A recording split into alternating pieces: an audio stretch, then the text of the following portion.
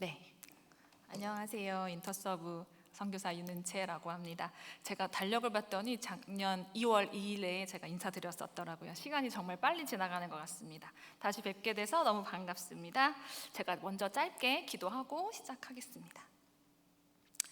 하나님 감사합니다. 예배를 사모하며 나오신 한 분 한 분을 축복합니다. 우리 모두의 마음이 성령께로만 활짝 열리게 하셔서 주시는 말씀 소망으로 붙들게 하는 시간 되게 해주십시오. 부족한 저는 뒤로 감추어 주시고 주님만 나타나시기를 간절히 기도합니다. 감사드립니다. 예수 그리스도 이름으로 기도했습니다. 아멘. 네, 여러분께서 저 많이 기도해 주시고 또 응원해 주셔서 이집트 카이로에서 잘 지내다가 잠깐 방문하러 들어왔습니다. 이 자리를 빌어서 저를 위해서 뒤에서 열심히 기도해 주신 여러분께 감사의 인사를 드립니다. 제가 처음에 적응하는 시간은 진짜 시간이 안 가더라고요. 한 3, 4개월 이 정도 정말 시간이 안 갔는데 익숙해지다 보니까 정말 쏜살같이 시간이 빨리 지나갔네요. 처음 겪은 사막 기후부터 시작해서 이슬람 문화, 낯선 언어들, 낯선 사람들, 무슬림들 그들로 보면서 놀라기도 하고 참 신기하기도 하다라고 했었던 지난 1년 동안 이집트의 생활들을 제가 오늘 한번 여러분들께 말씀드려 보겠습니다. 잘 아시겠지만 이집트는 지정학상으로 아프리카 대륙에 위치를 하고 있고 세계 문명의 발상지였습니다. 성경에서 여러분들이 보시는 것처럼 애굽은 고대 근동의 강대국이었기 때문에 7세기 이슬람 세력이 이집트를 정복하고 난 후에 그들은 종교, 정치, 문화적으로 중동 세계, 즉 이슬람, 우리가 알고 있는 이슬람 세계의 핵심 지역이 될 수 있었습니다. 이집트에는요 10세기경에 설립된 알 아즈하르 대학이 있습니다. 한마디로 이 대학이 지금 10세기에 설립됐으니까 1000년 정도 된 대학이에요. 이 대학은 수니파 이슬람 세계에서 가장 권위 있는 교육기관 중에 하나인데요. 최고의 이맘이 되기 위해서는 이곳에 와서 공부를 해야 된다고 여겨질 만큼 영향력이 큰 대학입니다. 여러분 아실지 모르겠는데 이맘이라고 하는 것은 아랍어로 이맘은요 우리 여기 목사님처럼 교회에서 이렇게 설교도 하고 모스크에서 설교하고 그 무슬림들을 돌보는 지도자를 아랍어로 이맘이라고 합니다. 그래서 지금 세계 여러 나라에서 무슬림 학생들이 훌륭한 그 이맘이 되기 위해서 이집트의 알 아즈하르 대학에 와서 신학, 율법, 아랍어를 배우고 공부하고 있습니다. 이처럼 이집트에는 이슬람 최고 권위의 대학이 자리하고 있을 뿐 아니라 이슬람 세계 안에 오랜 역사와 깊은 전통을 갖고 있고요. 특히 특히 아랍어권의 문학과 영화, 음악 산업에서 중심적인 역할을 하고 있기 때문에 흔히들 이집트를 이슬람 세계의 종주국이라고 많이 부릅니다. 근데 사실 요즘 여러분들이 생각하시기에 아랍, 중동 이러면 딱 생각나는 것이 두바이, 아랍에미레이트 아니면 지난번에 월드컵을 개최했던 카타르 이 정도가 생각이 나잖아요. 왜일까요? 왜 아랍하면 종주국인 이집트가 생각이 안 나고 두바이 이런 데가 생각이 날까요? 왜냐하면 그 나라들이 석유가 나서 진짜 부국이 됐기 때문이에요. 돈이 많아졌죠. 그래서 이집트는 사실 석유가 좀 있기는 하지만 매장량이 많지도 않고 내다팔 정도로 많지 않아서 이렇게 부국이 된 그 사우디나 아랍에미레이트와 같이 어깨를 나란히 하고 있지 못하고 있습니다. 그래서 오랜 세월 동안 깊은 역사와 전통을 바탕으로 이슬람 세계를 이끌었지만 오늘 세계 질서를 움직이는 건 사실 돈이잖아요. 그래서 돈의 힘 앞에는 한계를 마주하고 있는 것이 지금 현재 이집트의 현실입니다. 그러나 한 가지 다행인 것은 이집트는 여전히 중동 정치의 중심 역할을 하고 있습니다. 이스라엘 팔레스타인 문제나 아랍 연맹, 수니파 아니면 시아파 분쟁 가운데서 항상 중재자 역할을 하고 있거든요. 그렇게 중재자 역할을 하는 것에 더불어 실리적 정치를 하기로도 유명합니다. 즉 이념이나 종교 원칙을 따지기보다 국가의 안정과 경제 안보를 더 중요시한다는 겁니다. 쉽게 말해서 미국과 협력하면서도 러시아, 중국과도 관계를 유지하고 사우디나 이렇게 중동 국가들의 자금 지원도 받는다는 얘기죠. 강한 이슬람 국가가 되겠다라는 것보다 세속적 이슬람으로 국가 안정과 경제, 외교 이렇게 균형을 우선시한다고 볼 수 있습니다. 재미없으시죠, 여러분? 요 정도가 이집트의 객관적인 지금 현재 위치이고요. 제가 이렇게 개인적으로 느꼈던 이집트에 대해서 말씀드려보겠습니다. 이집트는 사막 기후예요. 사막이죠. 사막에 있는 나라인데 한 여름에는 체감 온도가 한 45도 정도 육박합니다. 지금 벌써 저희 이집트에 있는 선생님들이랑 연락하면 40도가 벌써 넘었다고 해요. 근데 건조한 날씨여서 그늘에 들어가 있으면 그래도 조금 살만합니다. 여기 한국은 되게 습해서 덥잖아요. 그래서 제가 느끼기에는 이집트가 조금 살만한가? 네, 이런 생각이 좀 들었어요.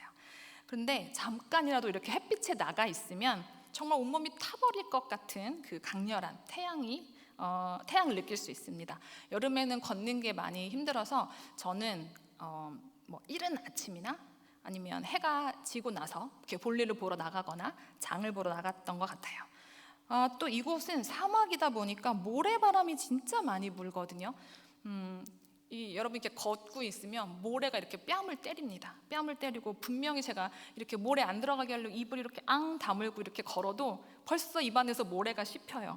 그만큼 모래 폭풍이 오는 날에는 앞이 안 보이고 뿌옇고 매캐하고 그렇게 시뻘건 모래가 도시 전체를 덮습니다. 이집트 집들이 이렇게 한국처럼 정교하고 꼼꼼하게 지어지지 않았기 때문에 이 문틈 사이로 모래가 다 들어와요. 그래서 집안에 모래가 수북히 쌓입니다. 그래서 손으로 이렇게 식탁을 이렇게 쓱 문질러 보면 새카만 모래가 이렇게 묻어나요. 청소도 청소인데 제가 이러다가 폐병 걸리겠다 이런 생각이 많이 듭니다. 봄철은 조금 무섭더라고요. 그리고 또 이집트에는 여러분이 잘 아시는 나일강도 있죠. 이집트 사람들의 귀중한 생명줄의 역할을 합니다. 그렇지만 워낙에 이집트 인구가 1억이 넘고 전기 공급 시설들이 이렇게 우리나라처럼 원활하지 않기 때문에 여름철에 단수나 정전도 자주 발생합니다. 상황이 심할 때는 이틀 정도 긴 단수가 있기도 하고 운이 좋으면 한 30분, 보통은 한 3-4시간 요 정도 단수가 돼서요. 저는 욕실에 항상 이렇게 큰 대야에다가 물을 받아놓고 살고 있습니다. 제가 이집트에서 적응하기 어려웠던 점 하나는 또 거기 이집트는 신호등이랑 차선이 없어요. 그래서 당연히 횡단보도도 없습니다. 저같이 뚜벅이들은 걸어다니기 너무 힘들어요. 지금 최근 1-2년 정도 카이로에 이렇게 신호등을 설치하고 있거든요. 지금. 근데 벌써 사망자가 많이 생겼대요. 워낙에 그렇게 룰이 없게 살아가는 사람들이라서 신호를 지키려는 사람과 지키지 않는 사람들이 이렇게 항상 이렇게 있다 보니까 벌써 교통사고가 많이 났다고 하더라고요. 그래서 차선과 횡단보도가 없는 그야말로 무법지대에서 걸어다니는 것이 저한테는 정말 스트레스가 컸는데 이제는 좀 적응을 해서 그 차 사이로 막 걸어다니고 있습니다. 네. 그런데 이런 익숙치 않은 생활과 어려움 덕분에 제 입술에 더 감사가 늘은 것 같아요. 샤워를 할 수 있고 또 문제없이 화장실 물을 내리고 이 얼마나 감사한지 모르겠습니다. 매일 샤워를 한 후에 저 진짜 이렇게 얘기합니다. 딱 샤워를 이렇게 하고 나와서 주님 감사합니다. 오늘도 무사히 샤워를 끝냈습니다. 더운 날에 이렇게 샤워도 할 수 있고 에어컨을 틀고 집에서 쉴 수 있는 이것이 얼마나 이런 집이 있다는 것이 얼마나 감사하고 또 밥을 짓고 음식을 해 먹을 수 있다는 것이 얼마나 감사했는지 몰라요. 이슬람 국가는 남성들이 중심인 사회이기 때문에 가족 문화가 되게 강해서요. 미혼 여성, 혼자 사는 여성, 그러니까 과부나 고아들이 원래는 취약계층이잖아요. 그러니까 저처럼 이렇게 혼자 사는 여성들은 그들의 그 시선이 되게 곱지 않고 무척 보수적이고 제한적입니다. 그래서 그 사회에 적응하고 융합되는 것이 싱글 여성으로서는 좀 쉽지는 않더라고요. 그런데 거기서 제가 버티고 살아갈 수 있었던 것은 언제나 입버릇처럼 감사를 선포하는 것이었습니다. 예를 들면 이런 거예요. 주님, 제가 아랍어가 너무 어려워서 힘들지만 그래도 감사합니다. 처음에 왔을 때는 아기처럼 진짜 아무 말도 못했지만 지금은 이렇게 짧게라도 얘기할 수 있게 되니 너무 감사합니다. 이렇게 말입니다. 사실 여기서 중요한 포인트는요, 되게 사소한 거지만 되게 디테일하게 주님 앞에 말로 감사를 표현한다는 겁니다. 제가 좀 이렇게 약간 밝고 좀 그런 성격이지만 적극적으로 이렇게 제 성격을 표현하지는 잘 못해요. 그래서 주님한테 너무 감사한 건 많은데 속으로만 생각하는 거예요. 원래 몇 년 전에도 감사 일기가 좀 유행했잖아요, 한국 교회에. 저도 그때 조금 했었었는데 감사를 이렇게 글로만 이렇게 적어놔요. 물론 이제 감사를 제 삶에서 이렇게 뽑아내고 주님께 감사할 제목들을 찾아내는 게 정말 귀하지만, 저는 주님이 제 마음을 어차피 다 아시니까 속으로 생각하거나 이렇게 글로 적어 놓으면 다 아실 거라고 생각을 했어요. 물론 주님 다 아십니다. 그런데 그것보다 제가 입술로 소리 내서 감사를 말하고 주님을 자랑하고 우리 아빠 아버지가 하신 일들을 잊지 않고 계속해서 기억하며 입으로 표현해 난다는 것입니다. 혹시 여러분의 자녀들에게 여러분들이 뭔가를 줬는데 그 자녀가 그것에 대해서 너무 기뻐하고 또 유용하게 잘 쓰고 그것으로 다른 사람들한테 가서 자랑하고, 그러면 얼마나 기쁘겠습니까? 아빠 너무 감사해요. 이거 저 생각도 못했는데 이거 주셔서 너무 감사해요. 우리 아빠 너무 좋아요. 이렇게 얘기하면 이렇게 친구들한테 가서도 이거 우리 아빠가 사줬다 이렇게 얘기를 하면 우리 엄마 기분이 얼마나 좋겠어요. 다음에 또 주고 싶고 또 더 많이 주고 싶을 겁니다.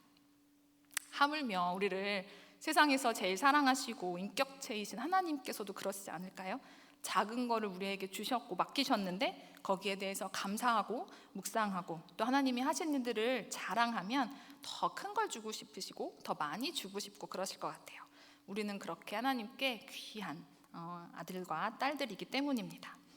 저 또한 이렇게 감사 제목을 말할 때마다 입술의 불평과 원망이 점점 줄어들고요. 설사 불평을 하더라도 감사를 선포할 때는 제 마음에 이렇게 묶임이나 매임 같은 게 없어졌습니다. 그리고 여러분, 무엇보다 감사를 계속 선포하잖아요. 그러면 두려움이 사라집니다. 할렐루야. 왜냐하면 주님이 계속 저에게 그렇게 해주실 거라는 것을 그런 게 믿어지기 때문입니다. 이렇게 감사하며 주님께서 하신 일들에 대해서 인정하고 자랑하는 일이 주님을 우리가 상상하는 것 이상으로 기쁘시게 한다라는 것을 제가 알게 됐습니다. 여러분, 하나님은 이렇게 작은 것이지만 우리에게 인정받는 것을 참 좋아하시더라고요. 그렇게 그분의 하신 일들을 인정하고 그분의 이름을 높여드릴 때 그분은 더 많이 주시고 아낌없이 주시기를 원하시는 우리 좋은 아버지이심을 믿습니다. 아멘, 아멘. 네, 오늘 우리가 함께 읽은 본문 100편은 100편에서 4절 말씀을 제가 잠깐 읽어볼게요. 감사함으로 그의 문에 들어가며 찬송함으로 그의 궁정에 들어가서 그에게 감사하며 그의 이름을 송축할지어다. 아멘. 여러분, 감사를 선포해야 그 문에 들어가는 겁니다. 그 이름을 찬송해야 그 궁정에 들어가는 겁니다. 감사는 하나님 나라의 문을 여는 열쇠고요. 그 주님의 성전에 들어가는 비결인 겁니다. 그래서 하나님이 우리 가운데 어떤 일들을 베푸실 때마다 그것이 어디서 왔는지를 아는 것, 저는 이게 우리의 영적 실력이라고 생각합니다.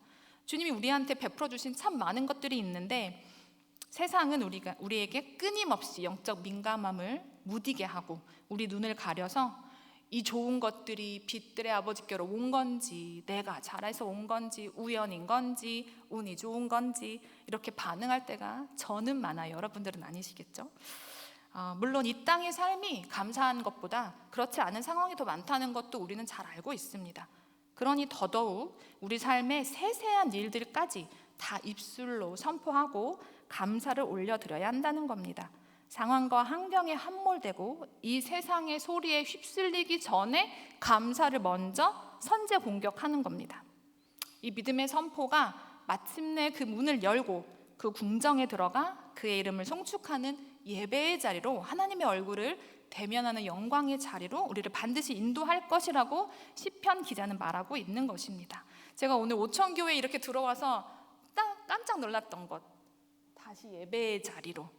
제가 이 말씀을 보고 이거 정말 저한테 주시는 말씀도 맞고 우리에게 주시는 말씀이 맞는 거구나 라고 생각이 처음에 딱 들었습니다.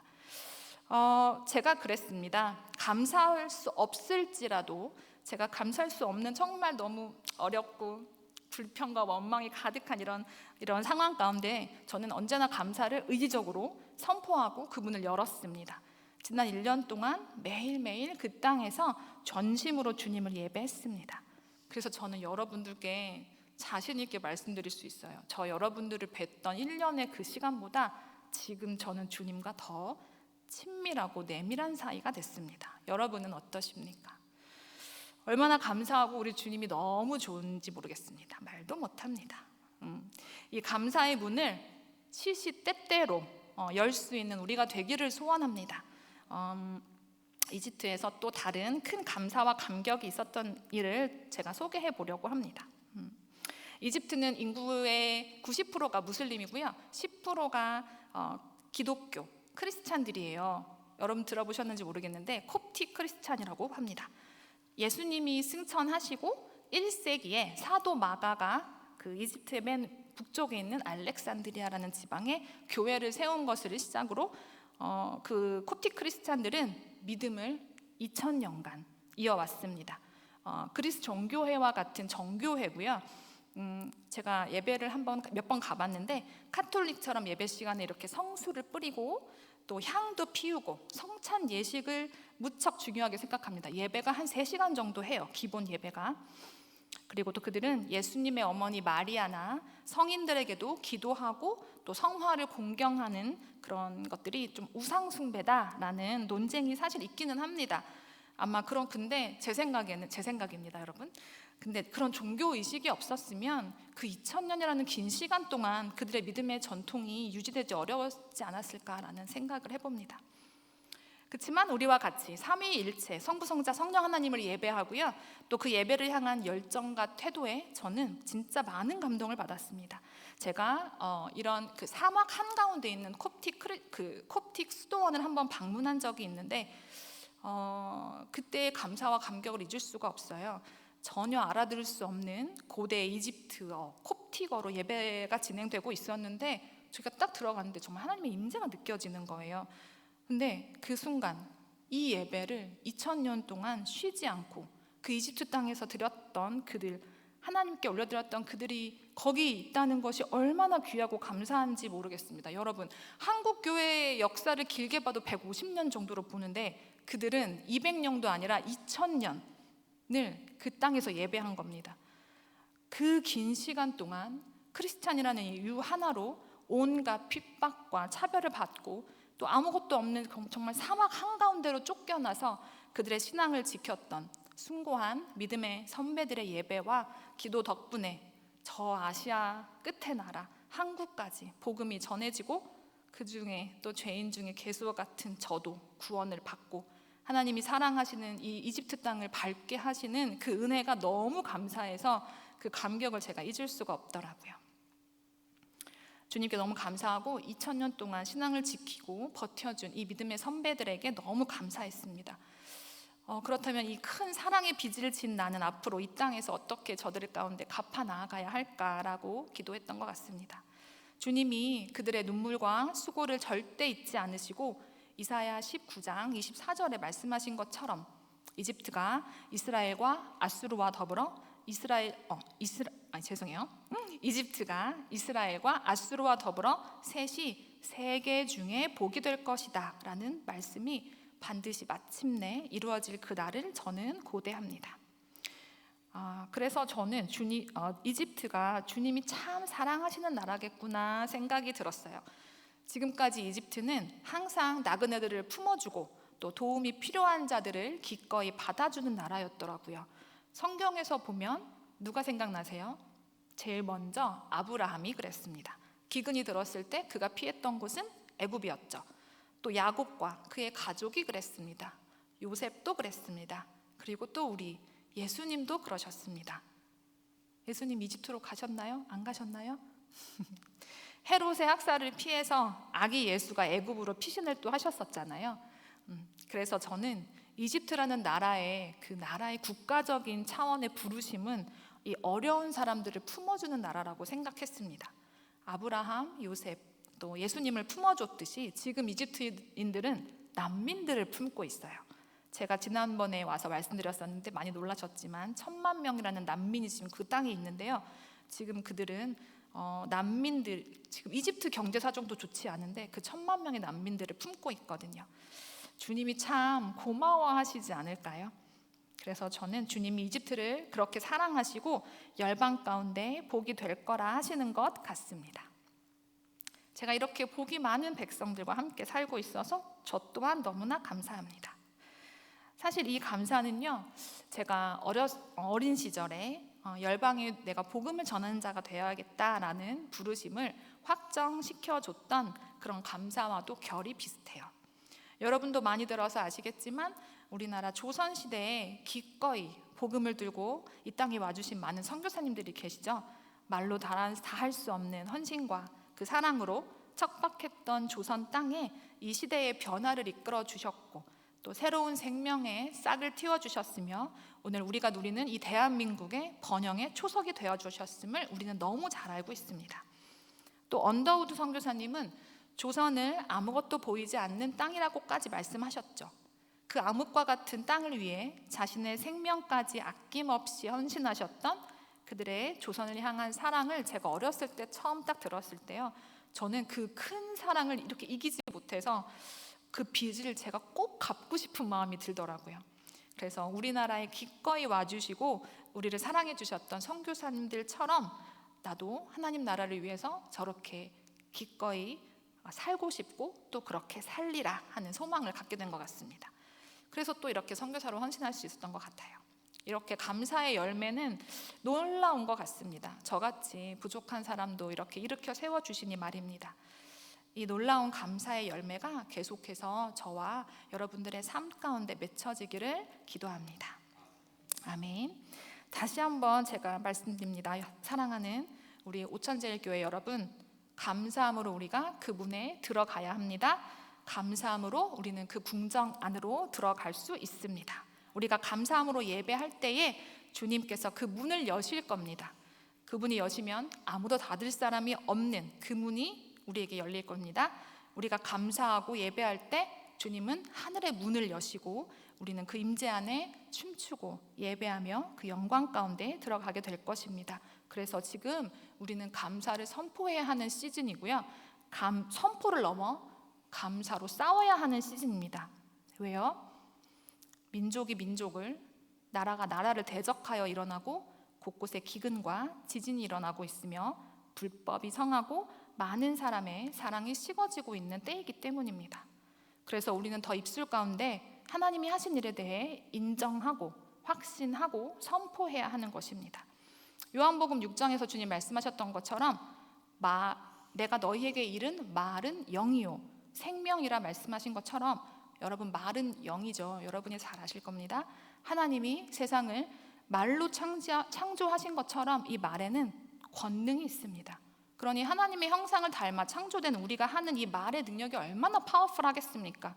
뿌린 말은 결코 사라지지 않고 반드시 열매를 맺습니다. 감사를 선택하십시오. 의지적으로 선택하십시오. 그럼 하나님께서 우리의 마음과 생각을 지켜주실 것입니다.